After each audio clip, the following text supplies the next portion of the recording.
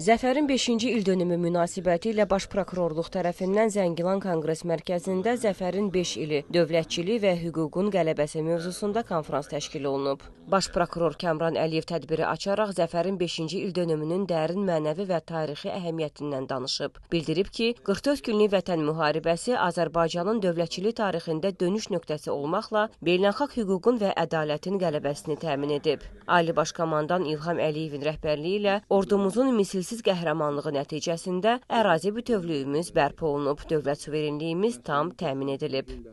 Kəmran Əliyev həmçinin 1-ci vitse-prezident Mehriban Əliyevanın Vətən müharibəsi və sonrakı bərpa quruculuq dövründə göstərdiyi humanitar və mənəvi liderlik fəaliyyətini yüksək dəyərləndirib. Cəbrayıl, Qubadlı və Zəngilan rayonlarında Prezidentin xüsusi nümayəndəsi Vahid Hacıyev çıxışında dövlət başçısının rəhbərliyi ilə işğaldan azad olunmuş ərazilərdə geniş miqyaslı bərpa və yenidən qurma işlərinin aparıldığını, qısa müddətdə müasir infrastrukturun qurulduğunu qeyd edib. Azərbaycanın hərbi prokuroru, baş prokurorun müavini Bəhruz Əhmədov Vətən müharibəsi dövründə və ondan sonraki mərhələdə hərbi prokurorluq orqanlarının həyata keçirdiyi hüquqi nəzarət tədbirlərindən danışıb. Dövlətin müdafiə qabiliyyətinin və hərbi intizamın qorunmasında prokurorluğun mühüm rolunu qeyd edib. Müdafiə Nazirliyinin Daxili Təhlükəsizlik və Təhqiqat Baş İdarəsinin rəisi Azər İbrahimov hərbi sahədə şəffaflıq və qanunçuluğun təmin edilməsi istiqamətində görülən tədbirləri, həmçinin baş prokurorluqla əməkdaşlığın əhəmiyyətini diqqətə çatdırıb.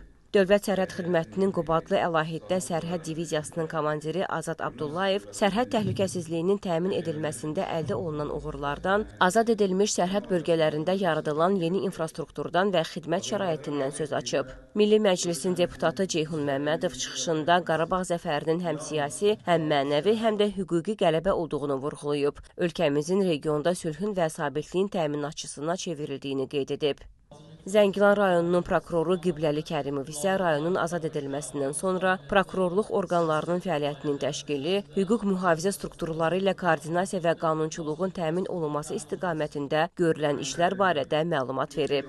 Konfrans çərçivəsində Baş Prokurorluğun Elm Tədris Mərkəzinin şöbə rəisi Nigar Gələndərli tərəfindən Qarabağ Azərbaycandır kitabının 2-ci cildinin təqdimatı keçirilib. Sonra Zəfərin 5-ci ildönümünə həsr olunmuş video çarx nümayiş etdirilib. Biz 44 gün döyüşdük.